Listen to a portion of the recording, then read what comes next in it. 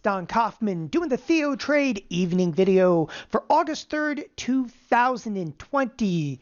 We are seconds after the cash close on this Monday afternoon with the S&Ps up some 22 handles on relatively light volume. Kind of left off where we were last week. And what does that mean? The monsters of tech are driving everything. And then there were two. What I'm referencing here, there's two stocks today, Microsoft and Apple, and those market caps are literally driving not only the Nasdaq but the S&Ps higher. And what we're going to discuss in this evening's video is, do we have to have this kind of quintessential breakout to be able to effectively break down? For those of you that speak Trader Geek, that probably makes quite a bit of sense to you. If you're a little newer, well, don't worry. We're going to explain that here in this evening's video. Let's get to work. As I was saying moments ago, the volume out there, it's kind of lackluster. We're going to be lucky to do like 1.2 million contracts in the S&Ps. For those of you, again, that are not necessarily Trader Geeks, what does that mean? I'll tell you exactly what it means. Looking at the S&P futures, it's light out there, people. Really light. I mean, again, we've seen a considerable amount, if you will, of some of this, lighter trade in some recent trading days. But hey, here we are actually ready to break out to the upside, but it just doesn't feel like, that kind of breakout volume, if you will.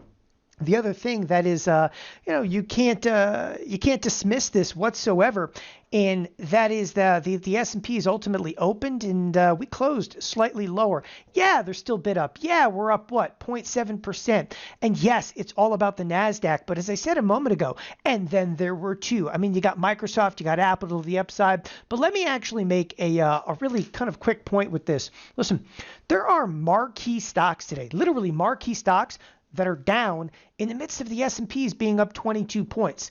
And that, there's a big question mark, right?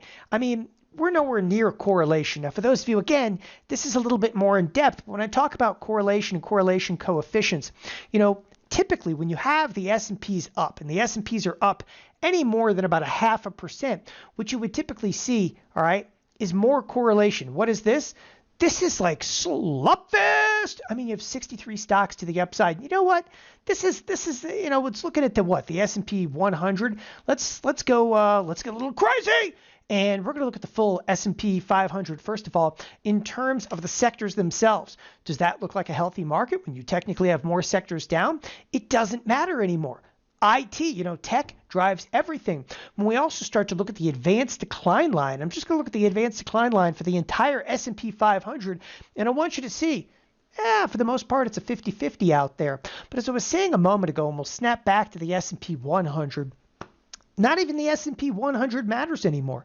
I mean, you could literally come up with a new index, the S&P 20, because it's whatever Microsoft and Apple are doing. And again, Apple right now is facing close to a $2 trillion market cap. I apologize.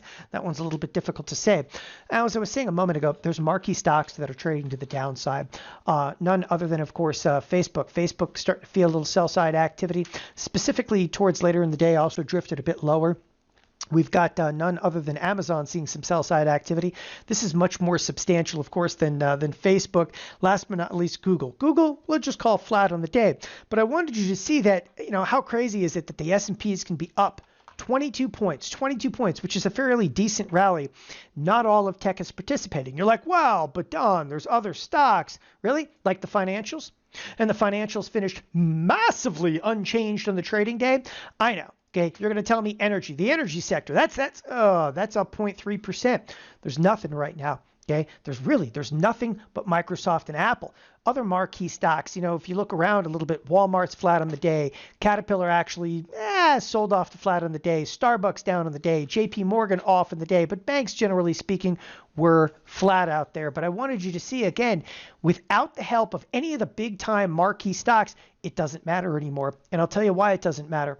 Because when you have an Apple, and an Apple, again, has the market cap approaching, $1.8, $1.9 trillion, Right next to it, of course, is none other than Microsoft with a $1.6 trillion market cap. Not much else has to happen. And this is why I keep talking about the death of diversification. We now have very close to 25%. That's right, 25% of the S&P 500. We're closing in on 25% of the S&P 500 being vested specifically inside of 5 different companies. By the way, Google is kind of technically counted twice. Nevertheless, that's 5 companies. All right, moving on over there. As I said a moment ago, the advanced decline line really resonated with me, even though the S&P is finished up and quite substantially so. For those of you that do trade on an intraday basis, you'll almost have to stop looking as much at the advanced decline line. The advanced decline line is just downright, it's wrong. From there, one of the other things that was perplexing throughout course of today's trade was volatility. Now, when you look at the VIX, you would have expected the S&Ps are up 0.7%, the Nasdaq's flying over here. The VIX found the floor, and that's why I wanted to actually bring up the VIX. Okay, the VIX looks like, again, and I've been talking about this extensively, like it found a very definitive floor. And when I say a definitive floor, somewhere right around this 24, 25 level, the VIX continually bounces up from that. We're going to watch this in the days to come, because if this rally is more persistent, you would think that the VIX would fall off. But it's not. In fact, when it comes to volatility, the volatility futures, they failed to budge to the downside. You even look at stuff like the VVIX, right, which is the volatility of the volatility index. It is still in the quintessential, what we term Vomma Zone. The Vomma Zone is anything, okay, north of the 110 level. And, talk about a floor. This is kind of ironic, because this Vomma Zone, this is a line, okay, that we drew literally years ago. So we drew this line like years ago. It's something we've talked about extensively. When the VVIX gets into that zone, it's kind of duck and cover. And there's one thing that I just will not let go of, and that's this. Okay, I don't care that the S&Ps are approaching very close to all-time highs. You have a volatility. All right, and the whole volatility construct, and that's the volatility futures and the VVIX and the VIX itself. You have the whole volatility construct in an extraordinarily dangerous place when you're up here north of 110 in the VVIX. Don't forget it, because in this particular range, this is anything's possible, anything's plausible, and that's right there. This is what makes me want to continue to take some outlier type trades. Now, other aspects that I think that are worth mentioning, the dollar. It's very rare on any evening video. Okay, before I even bring it up over here, it's really rare that I ever talk specifically about the dollar or currencies over here. But this one begs to be discussed, because the dollar has been on a one-way ticket to the downside. Is this going to be a bounce, short-lived? Okay, or is the dollar getting ready to rip? You know what? People have been making a really big deal over the dollar, and I'll counter that. I don't think it's a big deal. We've actually seen, wild slides in the dollar. You don't have to go back that many years to actually see this back into 2017, which was a wicked up year, but this was a wild slide at the downside. Hey, call me crazy, but until we get down to the 90 handle inside of the dollar, I'm not going to get excited about the project. And I got to tell you, the slightest reversal back to the upside could actually cause some sell-side activity, all right, to some of the commodity products, specifically gold, but could also cause some sell-side activity to the broader S&Ps. I'm telling you, the next couple of days, watch the dollar, because if it is going to bounce, we're going to rock it to 95 like it is nothing out there. All right, to completely switch gears, I also want to bring back up the S&Ps. The reason I want to bring the S&Ps in this particular case, I'm going to go ahead and I'm actually going to bring up the SPY. And the reason I want to bring up the spiders is I want to kind of detail a really specific, range that we've been trading in. And here we are. Okay. And in fact, I'm going to close out of this, that little box right over there is right my way.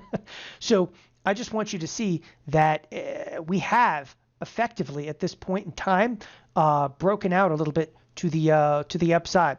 So the marketplace, again, we slipped, we rallied, right? We slipped a little bit, we rallied, we just popped to the outside of this kind of quintessential like volatility box on us. With that, all right, I am of the strong belief that at this point in time, we absolutely have to go up to flush out a lot of the shorts to effectively be able to go down. That's what I kind of meant by, tonight's title, hey, The market's got to break out to be able to break down. This is what we should see. This is, again, you've got to get out there. And if you take a look specifically at the QQQ, in fact, to open up a broader chart on the QQQ, you're there today. This is, okay, again, effectively a breakout to the upside. And as I talked about in the weekend video, and I talked a lot about last week, I've actually been protecting myself from this break to the upside, and I've actually been using, okay, back spreads. So what a back spread happens to be, and I'll just kind of detail this right here, okay, I'm effectively selling one of these to turn around and buy, okay, two of these. Now the trade I'm showing you right now, this one's already deep in the money. I mean, really, this thing has actually been working phenomenally at this point in time. This is not, okay, the trade I'm showing you right now is not something that you can run out and put on. But I want you guys to understand that, yes, I maintain bearish positions, and I wear that, okay, like a badge of honor. But at the same time that I'm like wearing those bearish positions like a badge of honor, and believe me, I take a whole lot of crap in email for that. At the same time I'm doing that, what do you think? I'm not going to sit here and hedge? I'm using, okay, spreads like this. I mean, look, the long option where I'm long, for instance, two of these, that thing's already up to a 60 delta. I mean, this is almost a pure one-for-one offset. I'm not closing the trade because it's profitable. I'm holding on to this. It's a hedge, okay? The QQQ and Spider back spreads that have got on right now are the only thing standing from me and losses. Those back spreads are profitable to the upside. So, call it what you will. Maybe you think that this is an amazing breakout. Again, I think it's a breakout to ultimately to turn around and break back down. But as we break out to the upside, okay, I've got those back spreads on. You got to hedge, all right, that upside risk. What, you head to the upside? Well, you're waiting for the downside. Again, the marketplace, as I said a moment ago, and then there were two. There isn't a lot driving, okay, order flow here. For the most part, what you can actually see and what you can do is literally drive trade into a handful of stocks. In this case, Microsoft and Apple. The S&Ps will move with it. Nasdaq will move with it. Volatility doesn't seem to be able to back off over here. Okay, there's no degree of correlation. Like if you don't see the danger in this, okay, we got problems. You got to understand, if you're bullish right now, totally fine with it. If you think that this is a huge breakout, I'm totally fine with it. But at the exact same time, you better define your risk. This is not a time to substantiate why you should be buying a ton of stock. This is not a time to be loading up on a 401k. This is a time that if you're bullish, ride it to the upside. You could ride no more. Because when it comes down, things are going to be violent. Thanks, everybody, for joining us here at TheoTrade. Have a wonderful evening. Bye-bye.